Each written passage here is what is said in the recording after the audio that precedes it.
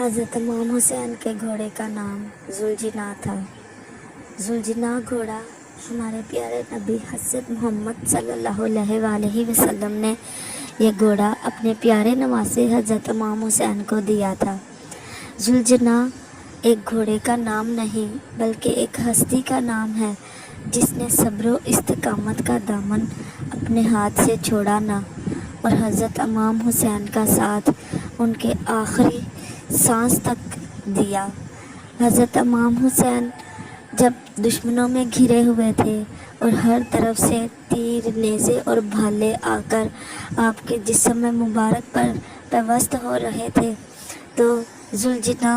इस घोड़े ने आपका साथ ना छोड़ा। इनमें से कई आने वाले तीरों, नेज़ों, भालों और तलवारों के घाव इस घोड़े ने अपने जिस्म पर खाए। नाज़रीन, जैसा कि आप जानते हैं कि कुत्ते और घोड़े की वफ़ादारी इस दुनिया में बड़ी मशहूर है और अगर किसी जानवर, कुत्ते या घोड़े से आपका वास्ता पड़ा हो या किसी इंसान से जिन्होंने इन दोनों जानवरों को पाला हो तो यकीनन आपको भी पता होगा कि ये जानवर वफ़ादारी में अपनी मिसाल आप रखते हैं। तो यही वफ़ादारी हज़रत इमाम हुसैन के घोड़े ने भी हज़रत इमाम हुसैन के साथ निभाई। जुलजिना के घोड़े ने हज़रत इमाम हुसैन का जगह जगह पर साथ दिया। हज़रत इमाम हुसैन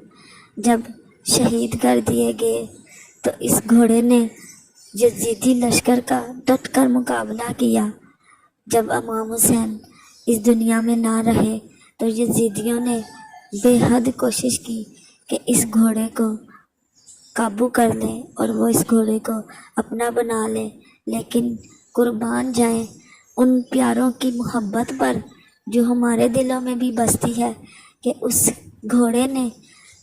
जब देखा कि उसके ऊपर सवार होने वाला इस दुनिया में नहीं रहा तो वह घोड़ा भी जाकर नहर फरात में डूब गया और किसी को उसका नामो निशान ना मिला। जी, इसको कहते हैं वफ़ादारी, इसको कहते हैं मोहब्बत। अगर मोहब्बत में किसी की मिसाल दी जाएगी तो यकीनन उनमें एक मिसाल इस घोड़े जुलजिना की भी आएगी जिसने ज़िंदगी भर ना